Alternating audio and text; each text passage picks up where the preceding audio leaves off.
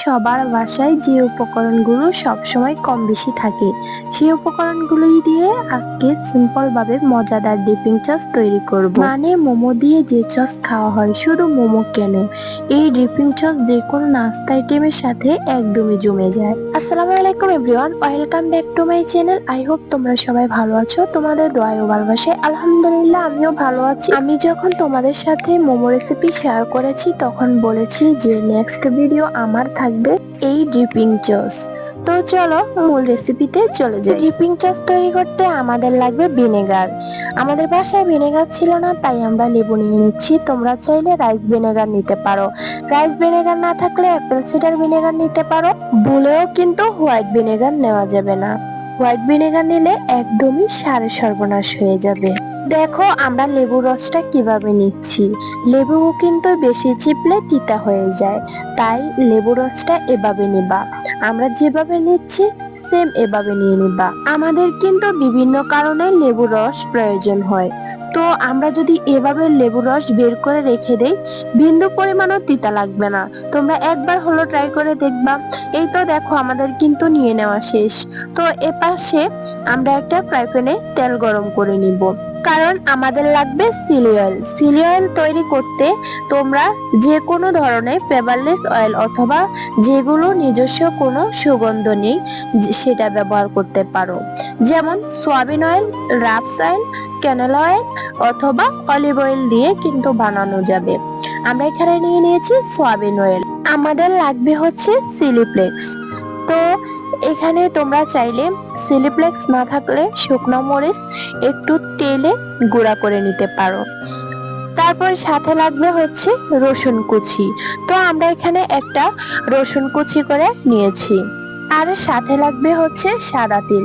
তো আমরা সাদা তেল দিয়ে দিয়েছি। এবার সাথে দিয়ে দিচ্ছি লেবুর রস। এবার দিয়ে দেব সয়া সস। সয়া সসটা কিন্তু অবশ্যই দিতে হবে। এখন দিয়ে দিব চিলি পাউডার। চিলি পাউডারটা দিলে যেমন সুন্দর কালারটা হবে তেমনি ঝালও ভালো হবে। এবার দিয়ে দিব গরম করে রাখা তেলগুলো।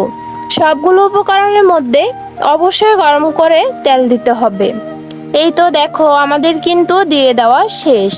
এখন এগুলো ভালোভাবে নেড়ে চেড়ে মিক্স করে নিব। বলো কিন্তু এই সবগুলো উপকরণের মাঝে হোয়াইট ভিনেগার দেওয়া যাবে না। ভিনেগারের পরিবর্তে আমরা কিন্তু এখানে লেবুর রস ইউজ করেছি, অবশ্যই তোমরা দেখেছো। আমাদের কিন্তু রেডি। তোমরা চাইলে এভাবে কাঁচের বয়মে সংরক্ষণ করে রেখে দিতে পারো। যারা জাল খেতে একদম পছন্দ করো না তারা চাইলে এভাবেও খেতে পারো। তো আমি তো জাল খেতে পছন্দ করি না, তাই আমরা এভাবে খাবো। ছোট বাচ্চাদেরকে এভাবে করে দিবা। তো এগুলোকে একটা চাটনির সাহায্যে ছেঁকে নিয়েছি। এখন 1 চামচ পরিমাণ টমেটো সস দিয়ে দিব। এখন যেভাবে করতেছি এভাবে যদি ছোট বাচ্চাদেরকে তৈরি করে দাও তারা অনেক পছন্দ করবে। বড়রাও চাইলে এভাবে খেতে পারো। এখন দিয়ে দেব 1 চামচ চিনি। এই তো দেখো আমরা কিন্তু চিনি দিয়ে দিয়েছি। খুবই সহজভাবে এই ডিপিং সসটা আমি তৈরি করে তোমাদেরকে দেখানোর চেষ্টা করেছি। এবারে এটার মাঝে দিয়ে দিব রোস্ট করে রাখা সাদা তিল। এবারে আর কাঁচাটা দেওয়ার দরকার নেই। এবারে সবগুলো উপকরণ ভালোভাবে মিক্স করে নেব। ব্যাস, এবারে আমাদের তৈরি হয়ে গেল হোমমেড চিলি অয়েল। চিলি পাউডারের সাথে গরম তেল দেওয়াতে দেখবে চকচকে একটা কালার চলে আসবে এবং সেই সঙ্গে দারুণ ফ্লেভার। ও কারণ চিলি পাউডার গরম তেলের মধ্যে এর রং এবং গন্ধ সব থেকে ভালো চড়াতে পারে, তাই দেখো কালারটা কত সুন্দর হয়েছে। আমার আগের রেসিপিটা ছিল মোমো রেসিপি। মোমো রেসিপিতে আমি কিন্তু বলেছি এই মোমো ডিপিং সসটা তোমাদের সাথে শেয়ার করব।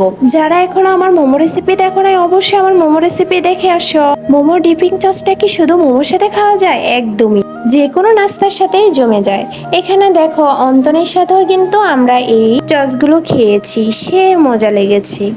আমার নেক্সট ভিডিওতে থাকবে অন্থন রেসিপি, অবশ্যই সে পর্যন্ত সবাই ওয়েট করো। এই মোমো ডিপিং সসটা কিন্তু খুব সহজভাবে দেখানোর চেষ্টা করেছি। বন্ধুরা, আমার ভিডিও যদি বিন্দু পরিমাণ ভালো লাগে অবশ্যই তোমরা লাইক, কমেন্ট এন্ড শেয়ার করবা। আর যারা এখন আমার চ্যানেলটি সাবস্ক্রাইব করো নাই অবশ্যই আমার চ্যানেলটি সাবস্ক্রাইব করে বেল বাটন অন করে রাখবা। আমার ভিডিওটি কেমন হয়েছে অবশ্যই কমেন্ট করবা। আর আমার ভিডিওটা এতক্ষণ দেখার জন্য সবাইকে থ্যাংক ইউ।